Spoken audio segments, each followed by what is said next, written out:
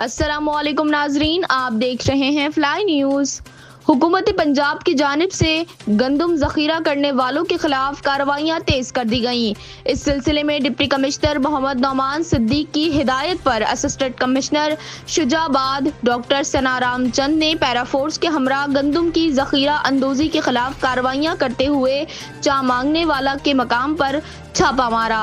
कार्रवाई के दौरान तकरीबन 3000 से 3500 बोरियां गंदम बरामद करके सरकारी तहवील में ले ली गईं, जबकि मुताल्लिका कवानीन के तहत कानूनी कार्रवाई का आगाज कर दिया गया है।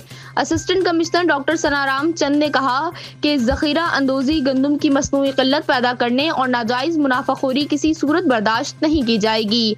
अवाम को अशियाए जरूरिया की मुनासिब नरखों पर दस्तियाबी यकीनी बनाने के लिए जिला इंतजामिया की कार्रवाइयां बिला तातुल जारी रहेंगी। जिला इंतजामिया ने वाजे किया कि जखीरा अंदोजी में मुलव्वस अनासिर के खिलाफ बिला इम्तियाज कार्रवाई अमल में लाई जाएगी और कानून शिकनी करने वालों के साथ कोई रियायत नहीं बरती जाएगी।